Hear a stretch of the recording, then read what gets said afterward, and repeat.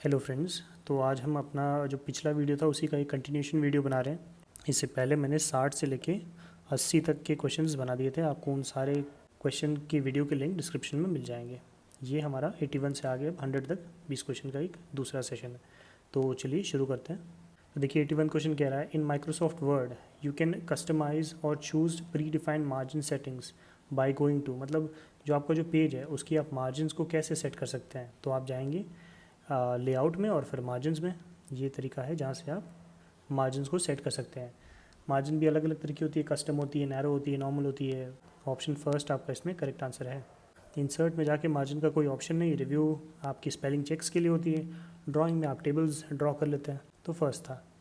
आगे चले तो क्वेश्चन नंबर 82 देखिए क्या कह रहा है। In Microsoft power point 2016 dash contains formatting positioning and place holder boxes for all the contents that appear on a slide.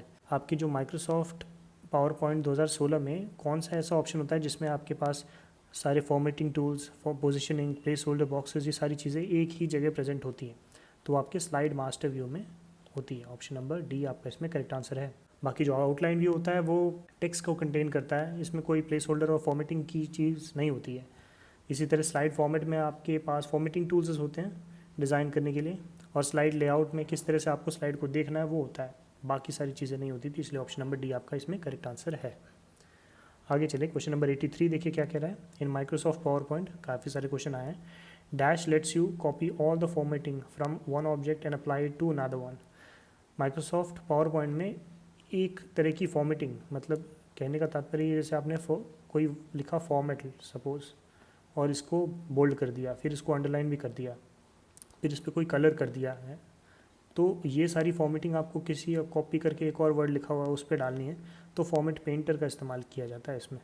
ये सारी की सारी जो फॉर्मेटिंग किसी एक चीज़ की होती है उसको कॉपी करके दूसरे पे चिपका देता है। ऑप्शन डी आपका इसमें करेक्ट आंसर है। फॉर्मेट स्टाइल जैसा तो कोई ऑप्शन होता ही नहीं है, ना ही फॉर्मेट टू ऑल करके कुछ होता है, ना फॉर्मेट पेस्ट होता है। आगे चलें तो देखिए क्वेश्चन नंबर 84 क्या कह रहा है। When you're using Dash, you'll always be running the most updated version of the apps that Microsoft can offer. मतलब आप इनमें से क्या यूज़ कर रहे होंगे तो आपको सबसे अपडेटेड वर्जन ही मिलेगा। तो ये होता है माइक्रोसॉफ्ट ऑफिस 365। ये एक पेड सब्सक्रिप्शन मॉडल होता है जिसमें आप कहीं पे भी अपने सारे फाइल्स को एक्सेस कर सकते हैं किसी भी सिस्टम से। ये ऐसा है कि जैसा आपका एक ऑनलाइन अकाउंट माइक्रोसॉफ्ट ऑफिस का, जो कि आप कहीं से भी लॉगिन करके अपने सारे फाइल्स को एक्सेस कर सकते हैं। This unlocks regular security updates, improvements, and more importantly, access to the latest features and tools as soon as they become available. मतलब आपको सारी सिक्योरिटी बग्स जो हैं वो सारे फिक्स मिलेंगे, सारी की सारी इंपॉर्टेंट अपडेट्स मिल जाएंगी, इंप्रूवमेंट्स मिल जाएंगे, जैसे कि आप हमेशा अप टू डेट रहें। तो ऑफिस 365, ऑफिस 2019 एक तरह का ऑफिस पैकेज ही है। ओपन ऑफिस जो फ्री होता है, क्लाउड ऑफिस जैसा तो कुछ सुना नहीं हमने। बी करेक्ट था। आगे चलते हैं क्वेश्चन नंबर 85 में अगर आप देखें, इसमें कह रहा है in Microsoft PowerPoint you want to ensure that your company's logo appears on the right hand top corner of all the slides in a given presentation, which of the following views would you use to do this. मतलब आपको आपकी company का लोगो हर एक slide के top right में चाहिए, तो उसके लिए हमें चाहिए स्लाइड मास्टर व्यू। इसमें आपको सारे व्यूज़ मिल जाते हैं। स्लाइड मास्टर में जाएंगे आप और वहाँ से कर पाएंगे इस चीज़ को। कैसे? Use to set common logos like, आपको जैसे कोई लोगो डालना है, कोई फुटर डालना है, कोई हेडर डालना है, इन सारी चीज़ों में इसका इस्तेमाल हो जाता है। तो ऑप्शन बी करेक्ट आंसर है। स्लाइड सॉर्टर व्यू क्या करता है? स्लाइड सॉर्टर व्यू आपको स्लाइड्स को रीअरेंज करने में मदद करता है। नोट्स मास्टर क्या करता है? ये आपके जो नोट्स के लेआउट है उनके लिए हेल्पफुल है। और आउटलाइन व्यू जो होता है वो आपको बेसिकली आपको शो करता है आपके स्लाइड के जो कॉन्टेंट्स होते हैं उनको। डिज़ाइनिंग के लिए इसका कोई पर्पज़ है नहीं, तो बी करेक्ट है। आगे चलें तो क्वेश्चन नंबर 86 कह रहा है to insert a table of content in a Microsoft Word 2016 document. देखिए टेबल ऑफ कंटेंट की बात की गई है, टेबल की बात नहीं की गई है।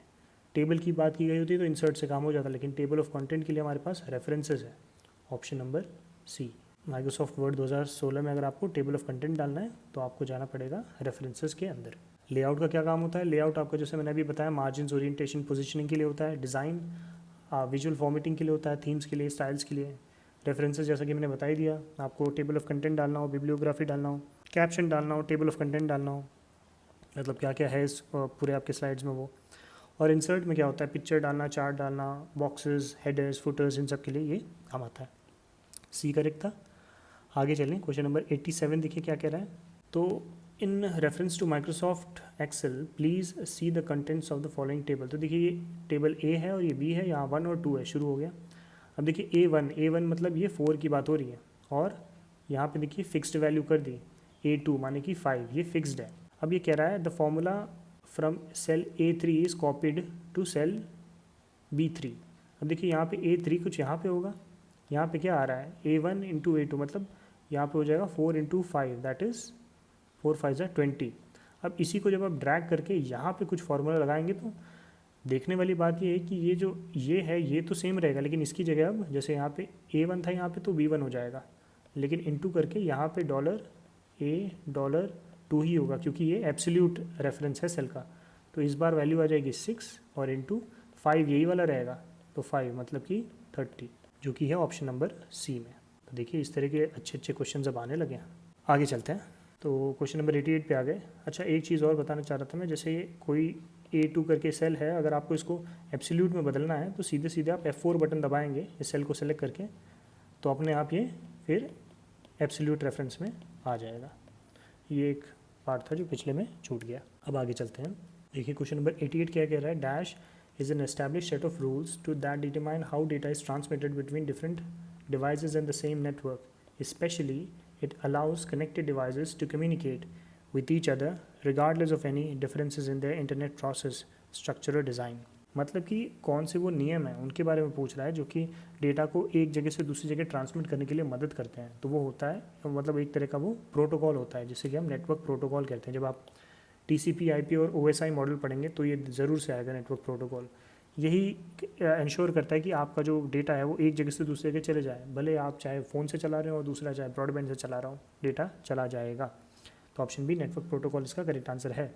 नेटवर्क सॉफ्टवेयर तो एक तरह के सॉफ्टवेयर होते हैं जो नेटवर्क मैनेज करने या दूसरे कामों में मदद कर सकते हैं। नेटवर्क मीडिया क्या हो सकता है, फाइबर ऑप्टिक्स केबल या आपके जो डोंगल होते हैं, ये सारे नेटवर्क केबल्स हो जाएंगे। और नेटवर्क ऑपरेटिंग सिस्टम लिनक्स या विंडोज सर्वर जो होते हैं नेटवर्क पे काम करने के लिए बनाए जाते हैं। बी सही था। आगे चलें तो देखिए क्वेश्चन नंबर 89 कह रहा है, a dash is a collection of devices connected together in one physical location such as building, office और home. It can be small और large, ranging from a home network with one user to an enterprise network with thousands of users and devices in an office or school। मतलब ये उस तरह के network के बारे में पूछ रहा है जो कि बहुत ही फ्लेक्सिबल हो, जो छोटा भी हो सकता है और बहुत बड़ा भी हो सकता है, जो एक पूरी बिल्डिंग में भी हो सकता है और एक पूरे कंपनी में भी हो सकता है। उस तरह के नेटवर्क को हम लोकल एरिया नेटवर्क या लैन कहते हैं। ऑप्शन ए आपका इसमें करेक्ट आंसर है। लैन जो होता है कन्फाइंड स्मॉल स्पेस पे भी हो सकता है और एक पूरे ऑफिस में भी हो सकता है। वैन का एग्जांपल आपका इंटरनेट ही है।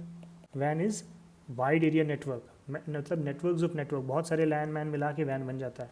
और मैन जो होता है मेट्रोपॉलिटन एरिया नेटवर्क, मतलब पूरे एक सिटी में, जैसे पूरे दिल्ली में कोई एक नेटवर्क हो तो वो मैन हो गया, मेट्रोपॉलिटन एरिया नेटवर्क। और क्लाउड क्या हो गया, something which you store on the internet, जो आपके लोकली आपके फ़ोन में ना स्टोर होकर किसी कंप्यूटर के किसी सर्वर में सेव होगा, लेकिन आप जब चाहे उसे एक्सेस कर पाते हैं। ऑप्शन ए आपका इसमें करेक्ट आंसर है। आगे चलें तो क्वेश्चन नंबर 90 देखिए क्या कह रहा है, what is the full form of TCP। TCP का फुल फॉर्म होता है ट्रांसमिशन कंट्रोल प्रोटोकॉल। ये एक तरह का प्रोटोकॉल होता है जो कि आपको एरर चेक करते हुए डेटा को एक जगह से दूसरे जगह पहुंचाता है।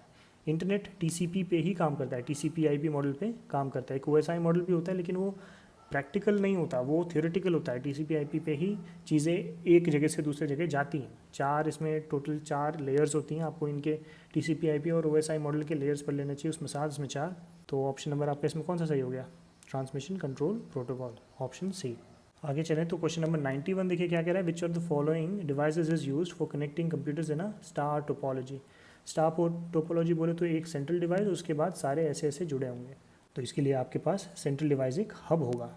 हब जो होता है ऐसा बीच में एक सेंट्रल डिवाइस होता है और उसके बाद ऐसे ऐसे चीज़ें दूसरे, मतलब ये सारे के सारे सिस्टम्स हैं जो एक सेंट्रल हब से कनेक्टेड हैं। ये स्टार टोपोलॉजी में काम आता है। रिपीटर क्या होता है, एक तरह का डिवाइस होता है जो कि आपके नेटवर्क स्ट्रेंथ को बूस्ट करता है। मान लीजिए आपका राउटर यहाँ कहीं लगा हुआ है और यहाँ तक इसकी रेंज आ रही है, यहीं पे अगर आप रिपीटर लगा देंगे तो ये रेंज फिर यहाँ तक हो जाएगी। तो उस तरह का डिवाइस होता है। ब्रिज क्या काम करता है, 2 डिफरेंट नेटवर्क सेगमेंट्स है, मतलब अलग अलग नेटवर्क सेगमेंट्स को कनेक्ट करता है। राउटर भी इसी तरह का है। तो ऑप्शन ए आपका इसमें करेक्ट आंसर था। तो क्वेश्चन नंबर 92 पे चले तो देखिए क्या कह रहा है, in which topology are all the networks nodes individually connected to a central switch hub or a computer that act as a central point of the communication to pass on the message। अभी अभी देखिए आपने पढ़ा star topology के बारे में, बीच में एक सेंट्रल हब होता है, उसके बाद सारे के सारे कनेक्टेड होते हैं उसी से, स्टार टोपोलॉजी। फिर से एक जैसे दो क्वेश्चन आ गए, ये होता है बेनिफिट क्वेश्चन। रिंग टोपोलॉजी में क्या होता है, सारे के सारे एक रिंग के फॉर्म में कनेक्ट होते हैं, ऐसे ऐसे ऐसे ऐसे सारे के सारे एक रिंग के फॉर्म में कनेक्ट होते हैं। बज़ में क्या होता है, एक आपकी ऐसी सेंट्रल लाइन होती है, उसी में सारे कंप्यूटर ऐसे ऐसे अलग अलग जगह पे कनेक्टेड होते हैं। ये बस टोपोलॉजी की। हाइब्रिड टोपोलॉजी इन्हीं में से किसी दो को मिला दे तो हाइब्रिड टोपोलॉजी बन जाती है। टोपोलॉजी भी आपको पढ़ लेना चाहिए, आपके UPSC जूनियर असिस्टेंट एग्जाम में काफ़ी काम आ सकती है। आगे चलते हैं, क्वेश्चन नंबर 93 देखिए क्या कह रहा है। आलिया के पास 2.6 GB है, ये 2.6 GB MB में करके कन्फ्यूज़ किया गया है का डेटा है। दिनेश हैज़ 4000 MB माने 4 GB का डेटा इसके पास है। The combined data would fit on A USB flash drive of storage capacity, मतलब टोटल कितना चाहिए, 6.6 GB तो चाहिए ही चाहिए। अब इतना स्टोरेज देखिए 1 GB में तो होगा नहीं, 2 GB में भी नहीं होने का, 6 GB में भी नहीं हो पाएगा, क्योंकि एक्चुअली 6 GB का जो पेन ड्राइव होता है उसमें 5.79 GB के आसपास ही मिलता है। कुछ इसका जो इंटरनल ड्राइवर्स होते हैं उसके लिए स्टोर होता है, तो आपको 10 GB का स्टोरेज डिवाइस चाहिए। ऑप्शन नंबर डी करेक्ट है। इस तरह के भी प्रैक्टिकल लाइव क्वेश्चंस भी आ रहे हैं, बहुत अच्छी बात है। अगले में देखें तो which of the following binary operations would give 111,010 as the result. तो पहले तो देख लेते हैं 111,010 है क्या।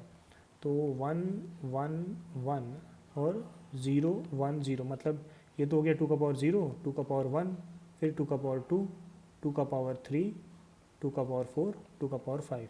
2 का पावर 5 होता है 32, प्लस 4 जो होता है वो होता है 16, प्लस 3 जो होता है 8 होता है, और 1 जो होता है 2 होता है, प्लस 2 होता है। तो इसको जोड़ेंगे अगर आप 32, ये हो गया 10 और ये हो गया 48, तो कुल मिला के आपको 58 लाना है।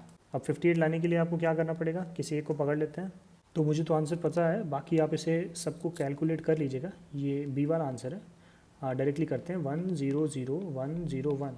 तो ये हो गया आपका 1, 2 का पावर क्योंकि ये 0 है, फिर ये हो गया 2 का पावर 2 माने कि 4, और ये 32, 32 प्लस 4 प्लस 1 मतलब कि 37।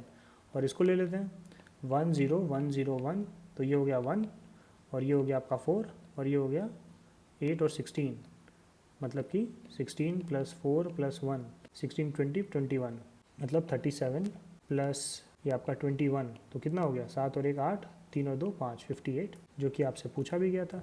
तो ऑप्शन नंबर बी आपका इसमें करेक्ट आंसर होगा, क्योंकि ये जो नंबर था ये भी 58 ही था। तो binary to decimal, binary to octal, binary to hexadecimal, ये बिल्कुल से करके चले जाइए, आपके एग्जाम में हो सकता है एक नए क्वेश्चन इसका भी ज़रूर हो।